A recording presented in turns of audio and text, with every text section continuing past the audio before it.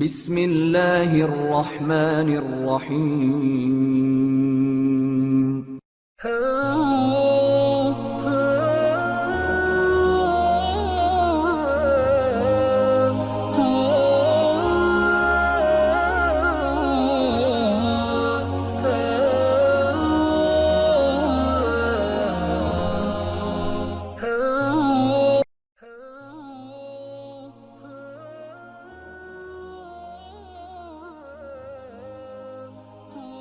نبی کریم علیہ الصلوۃ والسلام کی ذات اقدس کے حوالے سے سلسلہ پنجتنی نے نوجوان نسل کی بہتر رہنمائی اور آگاہی کے لیے ایک سلسلہ وار پروگرام فوق البشر کی عنوان سے ترتیب دیا ہے۔ آج ہم انشاءاللہ اس سلسلے کی اگلی قسط کا آغاز کرتے ہیں۔ وجہ یہ تھی کہ کسی فصیل دار شہر کا محاصرہ ایک بات ہوتی ہے، لیکن یہاں تو مدینے کا نخلستان ابھی تک باقاعدہ شہر نہیں تھا بلکہ کئی گاؤں کا جھمگٹا تھا۔ پھر یہ خاصہ وسیع اور آبادی بکھری ہوئی تھی، ہر گاؤں کی اپنی فصیل تھی اور مرکز میں اس طرح کے حالات کے نپٹنے کے لیے خاطر خواہ انتظامات موجود تھے۔ الغرض پورے مدینہ کا محاصرہ تقریباً ناممکن تھا۔ محاصرہ کرنے والے زیادہ سے زیادہ نخلستان میں داخلے کی مرکزی راستے کو روک لیتے اور خندق کی وجہ سے صرف تیر برسا کر ہراساں کر سکتے تھے، لیکن مدینے کی باسیوں پر دباؤ ڈالنے کے لیے یہ بھی کافی تھا۔ خندق کے اس پار سے وہ ایک بہت بڑے لشکر کو دیکھ سکتے تھے جس میں ہر طرف گہما گہمی اور بڑے پیمانے پر لمبے عرصے کے لیے پڑاؤ کے لیے انتظامات کیے گئے تھے۔ رات کو دیر تک دور دور تک پھیلے خیموں میں آگ روشن رہتی اور ہر روز دن چڑھتے ہی تیر انداز تازہ دم ہو کر ایک نئے جوش سے مدینے پر تیر برساتے رہتے۔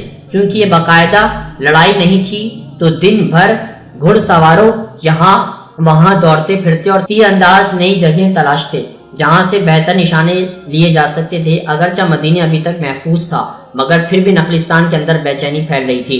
ایک محفل میں مدینے کا ایک سردار جھنجھلا کر کہنے لگا، اللہ کے نبی علیہ السلام نے ہم سے ایک نئی دنیا کا وعدہ کیا تھا مگر اب دیکھو ہم میں سے کسی بھی خود اپنے گھر میں محفوظ نہیں ہے۔ ابو سفیان محاصرے اور ہراساں کرنے کے حربوں کے ذریعے اسی طرح کی بے چینی پھیلنے کا انتظار کر رہے تھے۔ یوں انہیں مدینے کی صفوں میں کمزوریاں مل جاتی جن کا استعمال کر کے وہ آپ علیہ السلام پر اپنی برتری قائم کر سکتے تھے۔ چنانچہ جلد ہی پس منظر میں سازشوں کی ہلچل اور سودے بازی شروع ہو گئی۔ ایک دوسرے کو ورگلایا جانے لگا، کنبوں کے سرداروں کو بھلا پھسلا کر حمایت پر راضی کرنے کی کوشش ہونے لگی اور جاسوسی کی جانے لگی۔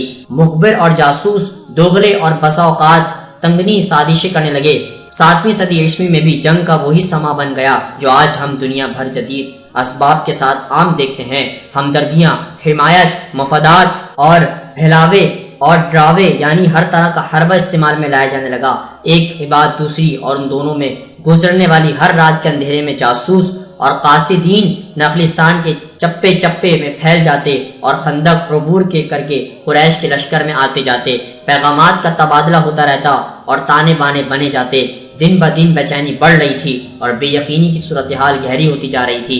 مدینہ نخلستان، مدینہ جیسی جگہ جہاں کوئی بھی اجنبی امن کے زمانے میں دور سے ہی پہچانا جا سکتا تھا، اب تو چھوٹے سے چھوٹا راز چھپا کر رکھنا بھی تقریباً ناممکن ہو گیا۔ لیکن یہ ابو سفیان کی حکمت عملی کا حصہ تھا۔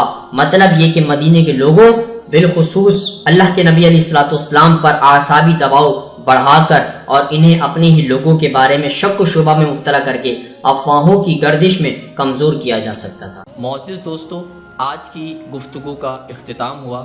انشاءاللہ کل آپ سے پھر ملاقات کریں گے ایک نئے ذکر اور فکر کے ساتھ۔ اپنا بہت سارا خیال رکھیے گا۔ اللہ حافظ۔